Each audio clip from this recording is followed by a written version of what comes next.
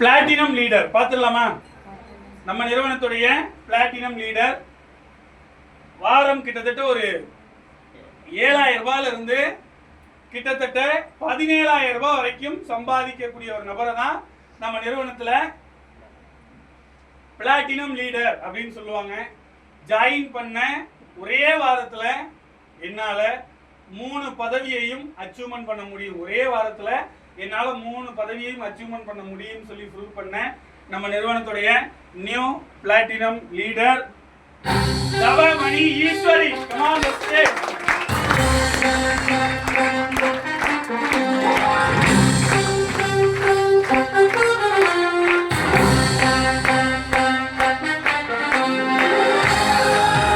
Platinum லீடருக்கு medal போட்டு கௌரவிக்கிறதுக்காக நம்ம assistant branch manager Jayalakshmi madam வர வச்சிடலாமா?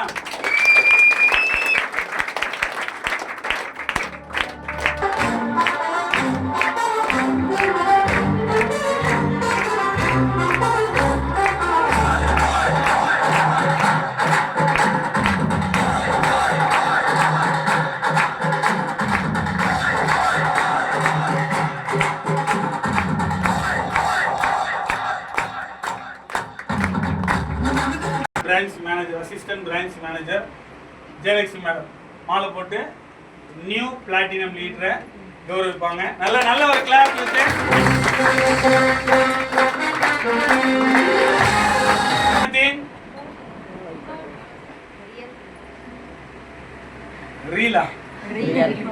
ரியல் நம்ம நிறுவனத்தின்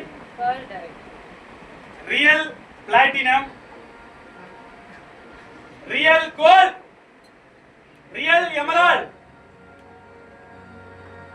நம்ம நிறுவனத்தின் டாப் லீடர் லிஸ்ட்ல இருக்கக்கூடிய நம்ம நிறுவனத்தின் முதல் வேல் டைரக்டர் ஏ ஆரோக்கிய Satishkumar.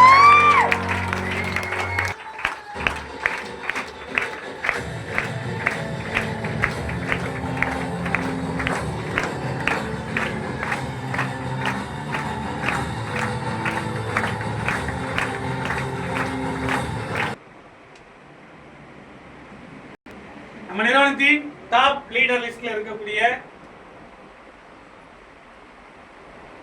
Emerald manager G Uma Maheswari madam.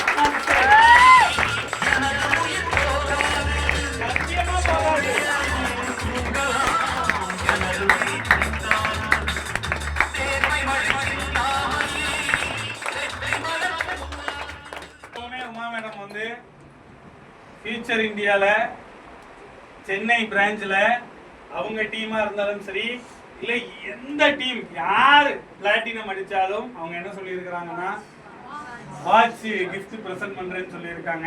அது வாட்ச் கிடையாது, அவங்க போட்டுட்டு சொல்லுவாங்க, காதுல ஒரு மந்திரம் சொல்லுவாங்க, அது கடிகாரத்தில் ஓடுவது முள் அல்ல, உன்னுடைய வாழ்க்கை ஒவ்வொரு செகண்டையும் தலை டைலாக் மாதிரி நானா செதுக்கணும் அப்படிங்கிற மாதிரி சொல்லுவாங்க, வசனம்லாம் பேசுவாங்க.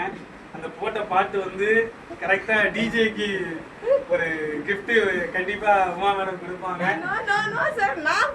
நீங்க ஓகே ஓகே அதே மாதிரிதான் கண்டிப்பா ஈர் போகலாம் செய்யாது.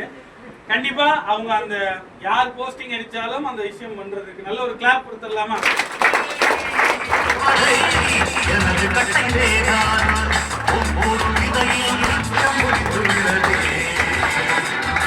Emerald manager M Sathyapriya. Command stage.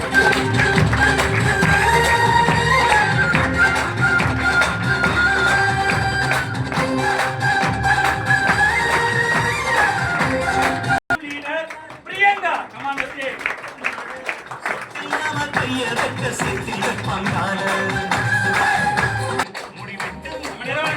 Platinum leader Reshma.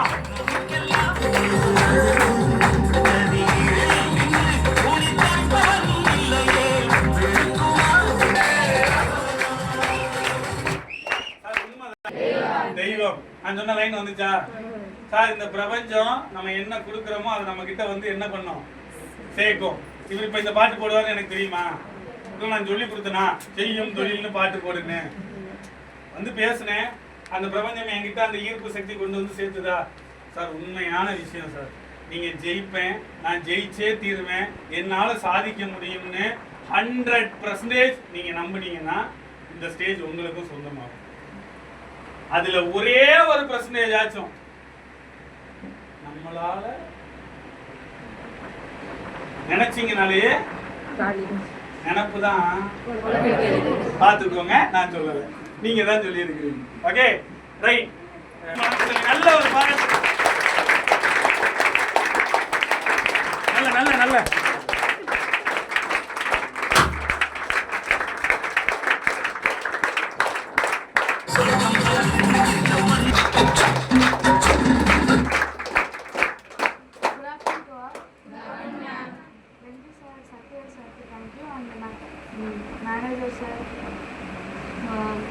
Manager sir, thank you, and Jayalakshmi ma'am, thanks.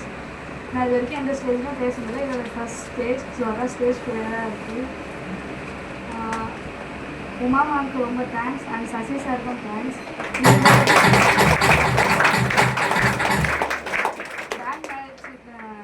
Brand manager Somu sir thanks. இது பேசும்போது ப்ராப்ளமாக இருக்குது, ஸோ சாரி. ஒன்றும் பிரச்சனை இல்லை. அந்த ஜாப்ல இது பண்ணது என்னோட அக்கா. நான் ஃபர்ஸ்ட் ஆல்ரெடி இதே மாதிரி ஒரு ஜாப்ல போய் என்னோட பைசாவை நான் இது பண்ணிட்டேன். ஸோ ஜாயின் பண்ணது. ஸோ அக்காவாக இருந்தாலும் பைசா இது பண்ணும்போது கொஞ்சம் அது இதை விட கொஞ்சம் எக்ஸ்ட்ரா மணி. அதை நான் போகும்போது ரொம்ப அக்கா தான் இருந்தாலும் காசு போட்டால் போயிடுமோ வராது. ஏற்கனவே நான் இதில் இந்த மாதிரி ஏமாந்ததுனால வீட்லேயும் சொல்ல முடியல, வீட்லேயும் கேட்க முடியல. நான் வந்து காலேஜ் படிச்சிருக்கேன் மெடிக்கல் ஃபீல்டில். எங்கள் வீட்டில் எனக்கு ஃபீஸ் கட்டவே ரொம்ப திட்டுவாங்க. ஸோ அதனால தான் நான் வந்து medical shop and super market நிறைய வேலைக்கு போயிருக்கேன்.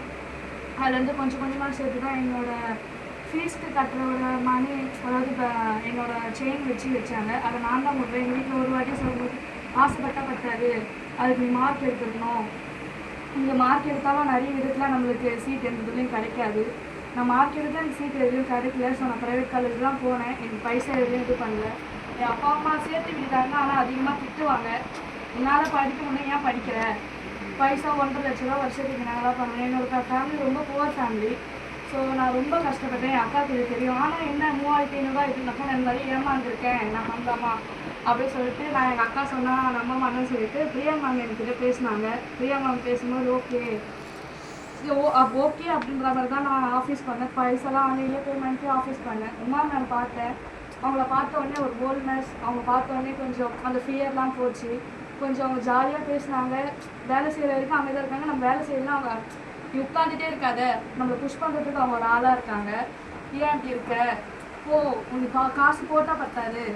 நான் போன ஃபர்ஸ்ட் ஆஃபீஸில் என்னோடய காசை வாங்கிட்டு என்னை வந்து நான் தான் கால் பண்ணிட்டு இருந்தேன். இப்படி பண்ணுங்க அந்த சோர்ஸ் என்ன எனக்கு சொல்லிக் கொடுங்க, நான் தான் சொல்லிட்டு இருந்தேன். ஆனால் எனக்கு இங்கே வந்து பிறகு உமா மேம் ஃபோன் பண்ணுவாங்க, டெய்லி இதை பண்ணு, இப்படி பண்ணு, இப்படி. அதுக்கப்புறம் தான் அவங்களால பிளாட்னு மடிக்க முடியும். இப்படிலாம் இருக்குது, நீ ஃபர்ஸ்ட் வீக்லேயே அச்சீவ் பண்ணால் நீ கொஞ்சம் இதுவாக இருப்ப அப்படின்னு சொல்லிட்டு உமா மேம் தான் சொன்னாங்க. உமா மேம் சொன்னாங்க, என் அக்கா வந்து அக்கா அப்படின்றதுனால ஜஸ்ட் நான் போயிடுவேன். உமா மேம் சத்யா மேம் சொன்னதுனால தான் நான் ட்ரை பண்ணேன். அப்புறம் என்னோட டீம் லீடர்